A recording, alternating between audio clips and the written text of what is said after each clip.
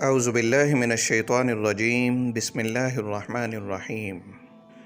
طہارت کے باب کی دوسری حدیث کا عنوان ہے جسم کا ہر عضو گناہوں سے پاک۔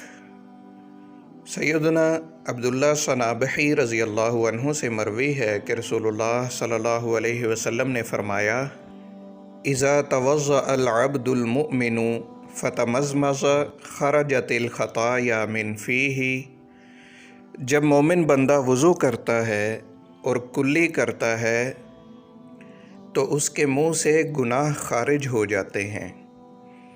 فَإِذَا اسْتَنْصَرَ خَرَجَتِ الْخَطَايَا مِنْ أَنْفِهِ، پھر جب ناک میں پانی چڑھا کر جھاڑتا ہے تو اس کے ناک سے گناہ خارج ہو جاتے ہیں۔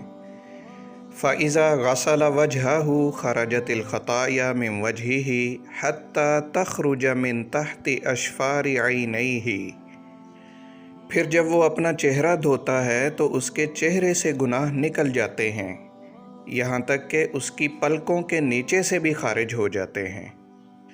فَإِذَا غَسَلَ يَدَيْهِ خَرَجَتِ الْخَطَايَا مِنْ يَدَيْهِ حَتَّى تَخْرُجَ مِنْ تَحْتِ أَظْفَارِ يَدَيْهِ، پھر جب وہ اپنے ہاتھ دھوتا ہے تو اس کے ہاتھوں سے گناہ نکل جاتے ہیں، یہاں تک کہ اس کے ناخنوں کے نیچے سے بھی خارج ہو جاتے ہیں۔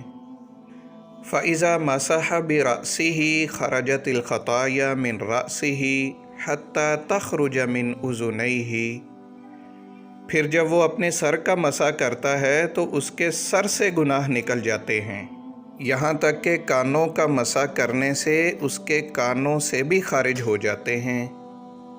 فَإِذَا غَسَلَ رِجْلَيْهِ خَرَجَتِ الْخَطَايَا مِنْ رِجْلَيْهِ حَتَّى تَخْرُجَ مِنْ تَحْتِ أَظْفَارِ رِجْلَيْهِ، اور جب وہ اپنے پاؤں دھوتا ہے تو اس کے پاؤں سے بھی گناہ نکل جاتے ہیں، یہاں تک کہ اس کے پاؤں کے ناخنوں کے نیچے سے بھی گناہ خارج ہو جاتے ہیں۔ ثم كان مشيه إلى المسجد وصلاته نافلة له، پھر اس کا مسجد کی طرف چل کر جانا اور اس کی نماز اس کے لیے اضافی اجر و ثواب کا ذریعہ بن جاتی ہے۔ سنن نسائی 103۔ اس حدیث مبارکہ سے معلوم ہوتا ہے کہ انسان جب نماز کے لیے وضو کرتا ہے تو اس کا سارا جسم گناہوں سے پاک ہو جاتا ہے۔ وضو کرتے ہوئے وہ جس جسم کے عضو کو دھوتا جاتا ہے، پانی کے ساتھ ساتھ اس عضو سے گناہ بھی دھلتے جاتے ہیں، گناہ بھی خارج ہو جاتے ہیں، گناہوں کا بھی صفایا ہوتا جاتا ہے اور سارا جسم گناہوں سے پاک ہو جاتا ہے۔ آگے فرمایا کہ پھر جب وہ مسجد کی طرف جاتا ہے یا نماز کے لیے تیاری پکڑتا ہے یا نماز کے لیے مصلی پر کھڑا ہوتا ہے تو ایسا نہیں کہ وہ گناہوں کی بخشش کے لیے نماز پڑھنے لگتا ہے، نہیں، گناہ تو پہلے ہی معاف ہو چکے ہیں۔ اب یہ اس کی عبادت اور مسجد کی طرف جانا اور نماز پڑھنا اس کے لیے اضافی اجر و ثواب کا باعث بن جاتے ہیں۔ دعا ہے کہ اللہ تعالی ہمیں اپنے گناہوں کی مغفرت کے لیے وضو کا اہتمام کرنے اور اضافی اجر و ثواب حاصل کرنے کے لیے نمازوں کا پابند بنا دے۔